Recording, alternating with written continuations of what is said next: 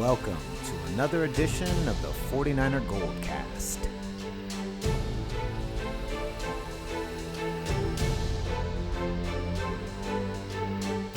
San Francisco, are you ready?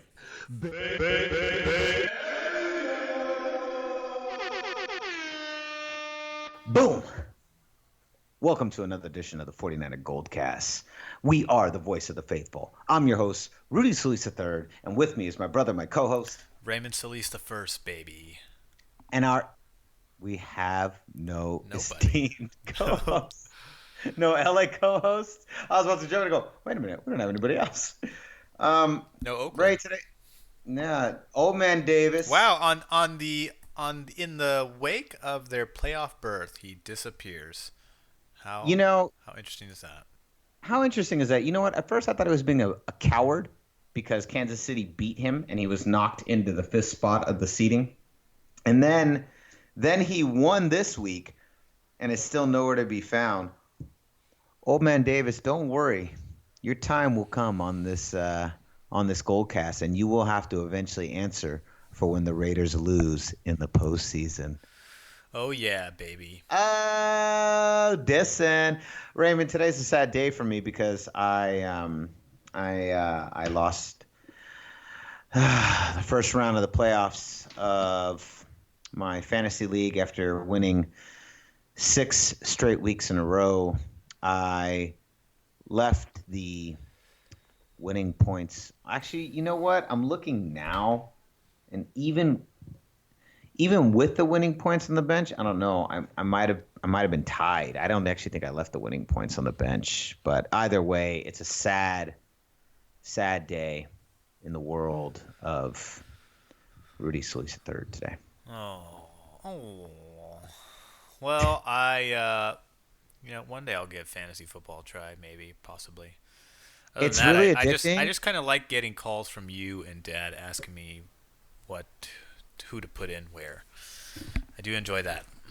I will say it's quite addicting, but I hate it. I hate it so much. If I could just quit fantasy, I would, but it's like the mafia. I'm like in too deep now, and I have to stay in it. So I'm really sad. I'm really, really sad. Well, it makes almost as much money. I think it makes almost as much money as the NFL itself.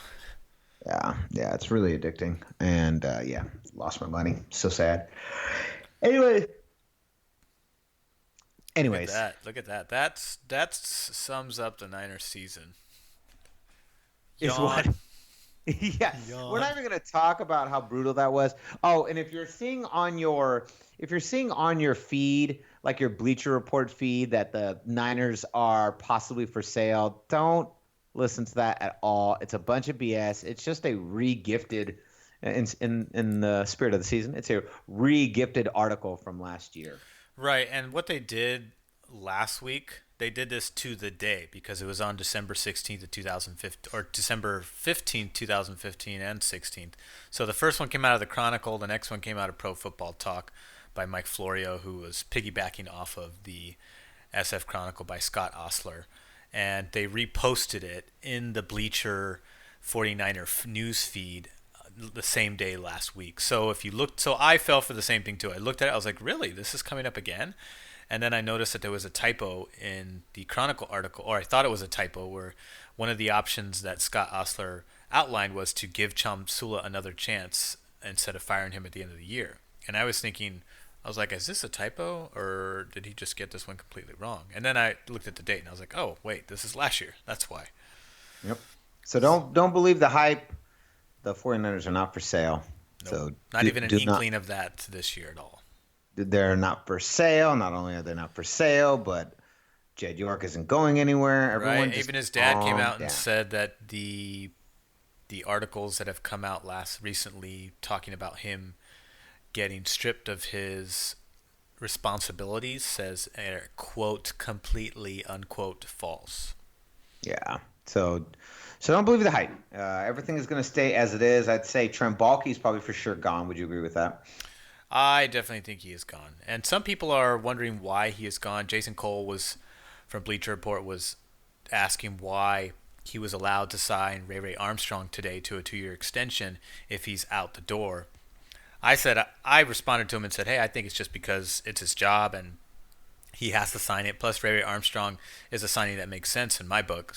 If I was going to fire him, I would, I would still let him do his job. I wouldn't just say, hey, you don't get to do any signings, even though it's part of your job, because I'm going to fire you within the next couple weeks. You know what I mean? It's like Yeah. it's like that's a weird circumstance to allow. But Jason Cole replied back and he said he was talking to me and he said, "Well, but most teams don't allow their GMs to make signings if they're on the hot seat and they're going to get fired at the end of the season." And I was like, "Well, I don't know." I said, if I was firing him, I would allow him to make signings as long as it made sense for the team. Yeah. So to me, when I look at Ray Ray Armstrong, he was a solid complement to Navarro Bowman in the inside because he had great speed. This is a guy that is a former safety. He's a former defensive back, so converted to inside linebacker, tremendous speed. So he had great coverage skills, which is something that Will Hoyt does not have, Nick Bellore does not have, and Shane Scove does not have. By the way, we added 3 more guys to the IR this past I weekend. saw that. 3 more. Yeah. Done for the year. Blake Bell, Nick Bellore, and Quentin Patton done for the season. Done and done. Like yeah. So they're gone. They did bring in some other players. They brought who did they bring in? I believe they brought in a linebacker, as if it matters. They brought in another tight end, as if it matters. And I believe that's it. They brought in a tight end and a linebacker. Well, linebacker we're thin. We have virtually nothing left. We've been completely depleted, so we needed to sign somebody because we can't just convert somebody who's not a linebacker into linebacker. Well, and similar to Bulky, I mean, the show must go on, right? You got to continue. Yeah, you got to do something. You have to fulfill. I mean, it's a 53-man roster, but you dress 46, so you need 46 guys. I believe those are NFL rules that you have to have 46. So you got to fulfill those roster spots. Bring guys up from practice squad. I know they picked up some practice squad guys. They're people I don't know of, people that don't matter. So I think right now we just need to be looking to the future. I saw Kevin Jones posted today, or I'm sorry, it wasn't Kevin Jones. Matt Barrows was talking about promoting Marcus Rush next season. I think that's a great job. I would just promote him now, let him get at least one game under his belt. I think that would be great for him since we're so thin. Might as well. I know he's a liability in the running game. In the running game, we're hurting, but you know what? There's liabilities all over the place, all over that defense. So in this case, I mean, at least you get some potential pass rush abilities there. Have him rack up some sacks while he figures out the run stopping side of his game. We have nothing to lose at this point. But either way, going forward, this is a guy that needs to start coming into the play here and rotate because Ahmad Brooks is not getting any younger. Nope, not at all. And Tank Carradine was a complete ineffective nothing this year. Yeah, he's kind of like surprise. Like the tanks of old. He's obsolete at the moment. Yep. Speaking of looking towards the future, Old Man Davis's Raiders, now with that Kansas City loses, Oakland Raiders win, and now they're up into the second place spot in the seeding. Patriots are comfortably sitting at number 1. But I'll tell you, Ray, the 2 places I really have messed up on our playoff predicts this year. That was thinking Baltimore Ravens were going to pull this off because now with 2 weeks of straight losses and Pittsburgh winning, Pittsburgh has got a little bit of a cushion right now, and they've won 5 in a row, haven't they? Yeah, 5 in a row. Pittsburgh has a 5-game win streak. Whereas the Ravens are 3-2, and with the last 2 weeks of having lost in a row. And so definitely no good. Oh, no. They won yesterday. Didn't they win yesterday? Yeah. It was bad on the road. That's right. They did. They did win yesterday. They didn't lose 2 in a row. They won yesterday. I forgot. Yeah, they were at home. They play really good at home. They're just not very good on the road. I'm starting to believe that Pittsburgh's going to pull this out. But I'll tell you the other place I really messed up, and mainly what it was, I got a little cocky, and I didn't look closely at the schedules. Last week I picked the Detroit Lions, and this week, I'm telling you, I don't think once I looked at the schedule, I didn't look at the schedule when picking the Detroit Lions. I was like, yeah, okay, they've been playing pretty good, and just kind of going off of just going off how they've played during the season, but forgetting that I should have looked at the schedule. Hey, sometimes we're just fans, we're fanalists, we're not analysts, we don't get paid to do this, so sometimes I don't I don't look as closely as I should, and I got a little cocky. Admittedly, I got a little cocky, and I thought, you know what? Yeah, Detroit's doing good. Yeah, they'll be in there. Pack, no, they're not going to do it. Then I didn't notice that Detroit is missing its last three games. Here's those last three games: New York yesterday, Dallas this week, and then Green Bay in its final week. And I just realized, I was like, wait a minute, there is no world in which they're going to win those. In fact, I think they're going to go 0-3, and they've already lost their first game. And I promise you now, I believe my prediction of the Detroit Lions getting into the playoffs will be wrong. And I think the Green Bay Packers are going to pull the Aaron Rodgers and they're going to run the tables. It's possible. Well, who's next on their plate? 'Cause they didn't Dallas lose by Cowboys. much. They're going to play Dallas Cowboys next. In Dallas? I'll tell you right now. Give me 2 seconds. I will tell you right now. Yep, in Dallas. And then Green Bay plays them in Detroit. In Detroit. Yeah, Dallas is pretty good at home. Yep. Actually, they're great at home. They're like okay against their division. And so here's this week's game for Green Bay. Minnesota is going to Lambeau Field. No, I'm just not a believer. I think Green Bay's on a tear right now. They're 4-1 in their last 5 games. So Green Bay wins this week. Then they have to go into Detroit. Detroit loses 2 games I think they're going to lose. They lost last week. I think they're going to lose this week to Dallas. Now they've got to defend, and I think this game's going to be for the season. It's going to be for the right to go into the playoffs. I don't see Detroit doing it. I'm not a believer. I'll take Aaron Rodgers and Green Bay any day in that situation. Well, it's not a terrible bet, that's for sure. No, it's not a terrible bet. I'm really beginning to regret my Detroit pick. Had I looked a little bit closer, I would have said I would have I would have voted for Green Bay. That would have been my crazy bet. But yeah, I'm regretting that. I'm regretting I doubted the Pittsburgh Steelers, and I believe too much into the Detroit Lions, and that's I'm going gonna stick with Detroit. I mean, Green Bay did beat Detroit earlier in the season, but that was in Green Bay, and they only beat them by 1 possession. I expect there to be a different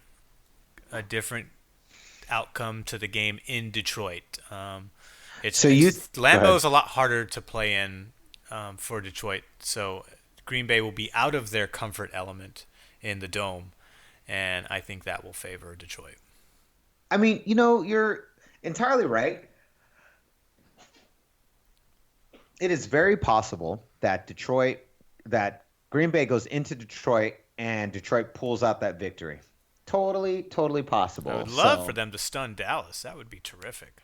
That would be amazing. But yeah. So you're right. That's possible. I mean, maybe it doesn't look so crazy after all. But why don't we get into it, Raymond? We've got some more picks left here. How many have we chosen so far? Oh man, we have chosen at least 5 each. Are we down to our final picks? Hold on, I actually have to bring it up. Go ahead, bring it up. The Kansas City Chiefs lose. Similar to our Los Angeles co-host Louis, I'm still not a believer in an Andy Reid team in the post, and this past Sunday gave me some cause to pause and made me feel like, yeah, I might be right on that. Losing to the Tennessee Titans. I didn't really watch a lot of that game besides the highlights, but no, still not. Tennessee's not that great. The problem with KC is the same problem that the Niners had with Jim Harbaugh, and that's in that KC tends to play down to their opponent's level. You know what though? That didn't happen the first year with Harbaugh. No, because he had the element of surprise once everyone caught up to him. Yeah. Just like Dak and Ezekiel Elliott, they have the element of surprise. When Cap first started, he had the element of surprise. Once the league caught up, then everything kind of slowed down a bit.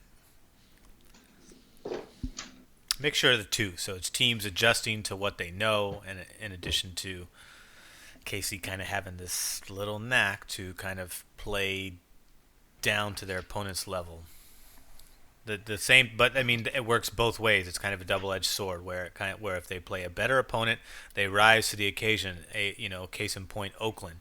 But then in the case of Tennessee, a team that you should arguably beat, 9 times out of 10 in my book, they drop a close one. It's true. So we are OMD's behind by about two. He'll be behind by 2 picks at this point. We are all 5 teams each. So this is the last pick. Oh my goodness! All right, Raymond. So who do I have in at the moment? So right now from the AFC, you have the Patriots, the Ravens, the Raiders, the Chiefs, and the Texans. On the NFC side, you have the Cowboys, the Falcons, the Seahawks, the Giants, and the Lions. So it's just that final spot.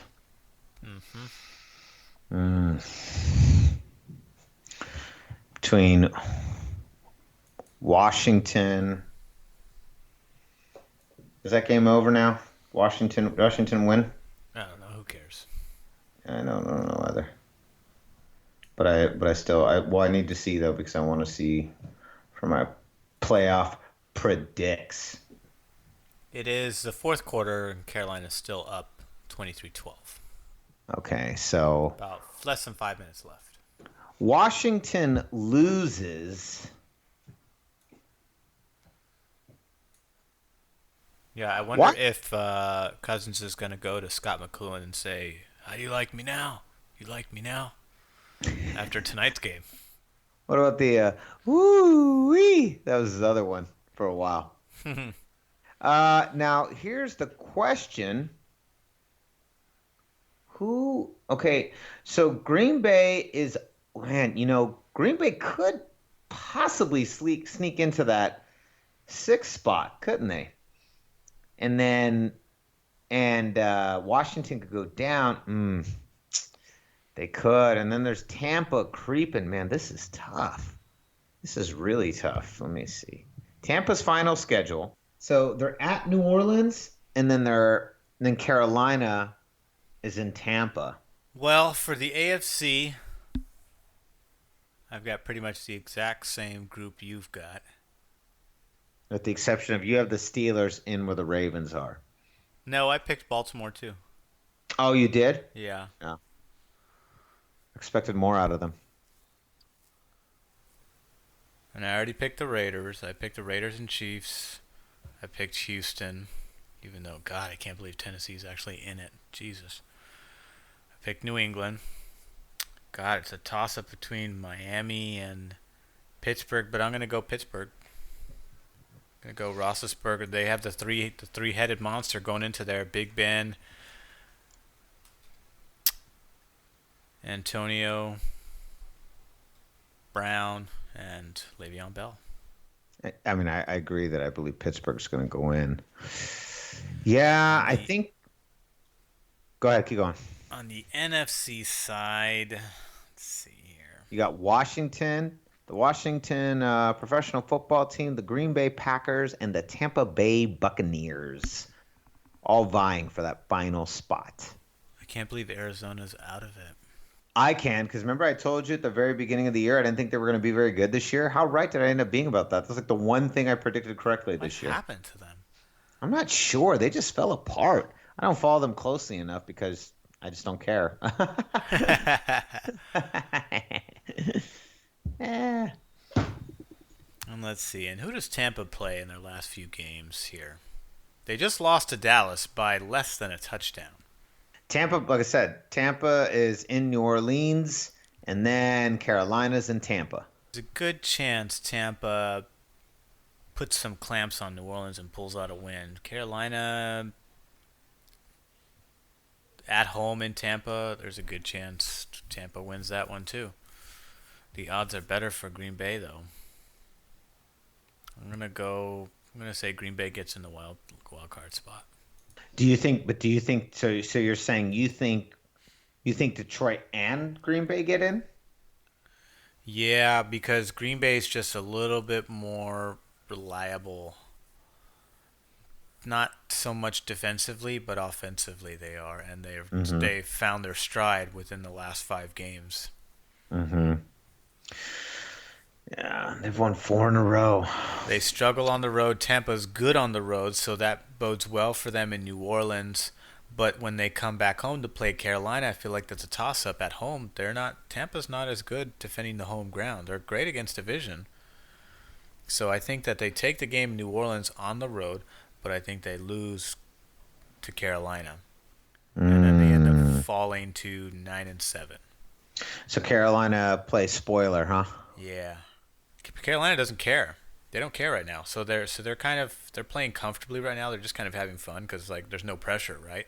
There's no Yeah. pressure to get in there. So that's why they're handling a team like Washington, who should by and large should beat them. They should have at home. Yeah, Washington's a mess. They're always a mess. Um, yeah, I mean, I agree. Pittsburgh's definitely getting in. You could put me down for Pittsburgh for sure, but the Ravens are not getting in. So yeah, you could put me down for Pittsburgh. So, but I guess I'm looking. Yeah, I'm looking at that final. I think Miami is actually going to get that final spot. That spot that would have So is it gone Pittsburgh or Miami? Pittsburgh. You only pick one. All right. I know Pittsburgh. I think I'm saying Miami's getting in too. But and then down in the NFC side, I agree that Green Bay is going to get in. I think personally they're going to bump Detroit out, and I think that Tampa Bay or Washington could possibly slide in, but I think Green Bay is getting in, and I think they're going to bump out Detroit. That's what I think. But those are my final picks. Definitely be wrong about one team on each side, obviously, but I'm kind of trying to semi-rectify it by stating those things ahead of time. That's what I think. Now, I don't really want to talk about the Niner game, but God, just real quick, we just got our fucking ass kicked. It was brutal. I expected that. I mean, I did too, but geez, it was so rough. Well, It was so a lot rough. of the teams that have so New York Jets are 4-10. They are among one of the top 10 teams in the NFL that has players on IR. Cleveland Browns are surprisingly they're not as high as I thought they would be. Jacksonville Jaguars are up there. San Diego Chargers are up there quite a bit. The Chicago Bears are there. We are obviously there.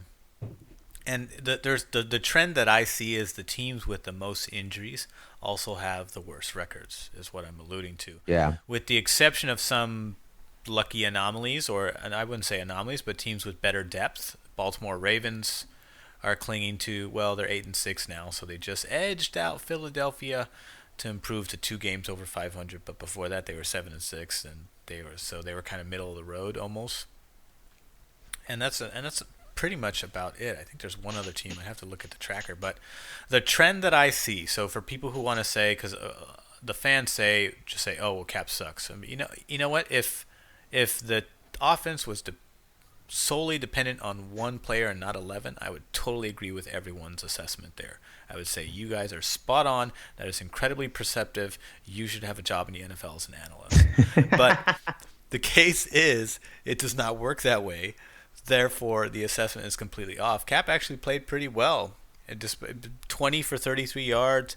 I mean, I know he was sub 200, but he had two touchdowns, no picks, did not give up the ball, and a few of those that his completion percentage would be higher if people would just hold on to the ball. I know sometimes he guns it in there and people can't hang on to it.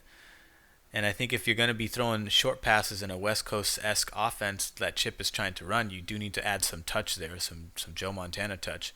But at the same time, guys need to catch the ball, especially when it's on the money. There's sometimes when Cap can put it in the right spot, meaning like you lead your receiver, you don't want to throw it behind your receiver or overthrow your receiver. Obviously makes sense. And then, but if he throws it hard, but he throws it on the money, you still got to catch it in my book. Yep. Dan Marino didn't throw soft. Yeah. Well, man, I know we're about to RIP this this season. Thank God it's almost over. But like a true 49er faithful, I can't stop watching. And we've talked about this before, and I'm going to talk about it again. 49er faithful, that you got to understand football moves football moves in huge chunks of years, spanning decades. And what I mean by that is Green Bay Packers get their first Super Bowl wins in the 60s. Then they rack up another one in the late 90s and another one in the 2010s. But you're looking at almost a 30-year drought before Brett Favre delivers another one. The Dallas Cowboys won in the 70s. And then you had about another, 20 plus year drought until you have them winning again in the 90s. And it's been almost 20 years and they haven't even won. There's no guarantee they're going to win at all this time. But relevancy, it's about 20 to 5 years between each era of relevancy. The Pittsburgh Steelers, I'm talking about basically all the big boy teams. Pittsburgh Steelers, they were also super relevant in the 70s.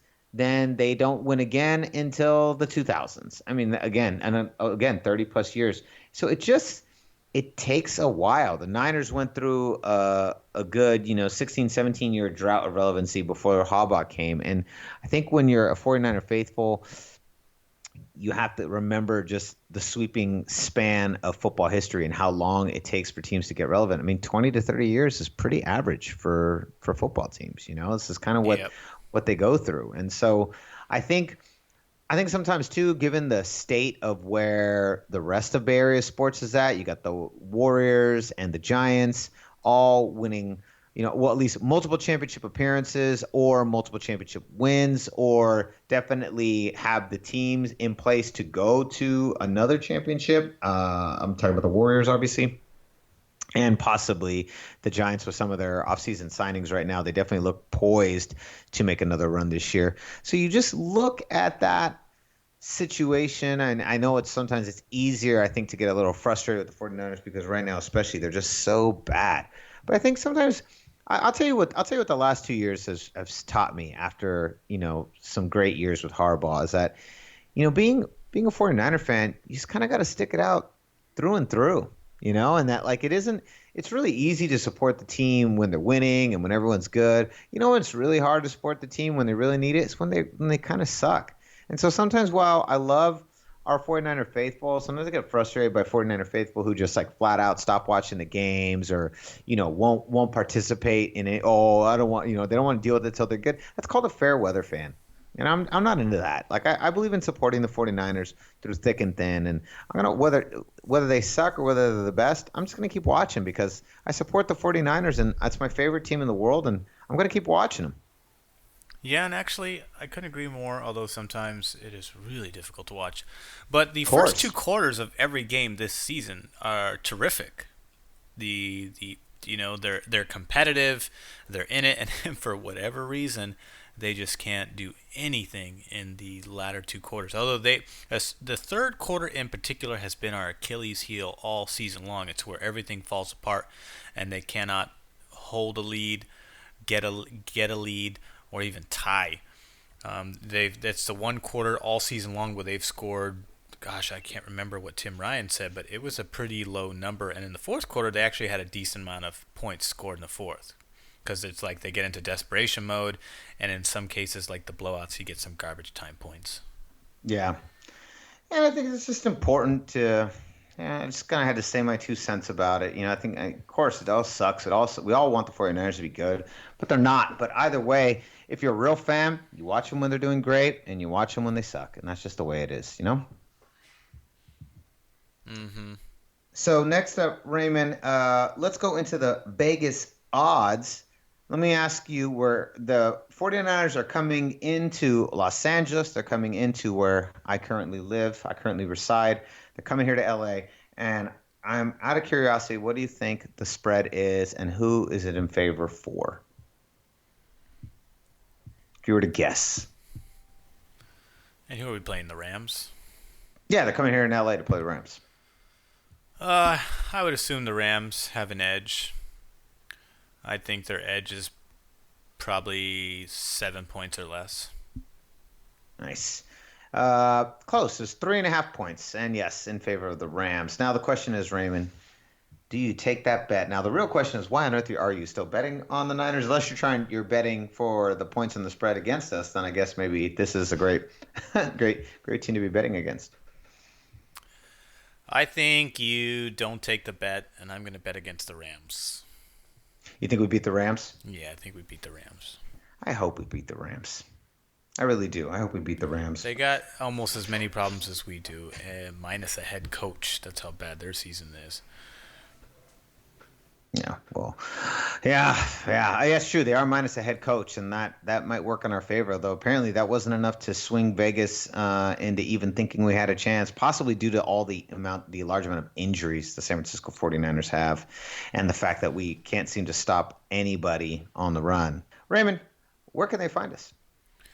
You can like us on Facebook at facebook.com/49ersGoldcast. You can also follow us on Twitter at 49ersGoldcast. And you can, of course, subscribe to us via iTunes, YouTube, and Stitcher. That way, when we go live to the public, means when we post our, whether it's news articles or in iTunes, Stitcher, and YouTube's case, when our podcasts come online, you can get a notification and then be right on top of it to hear the latest and greatest.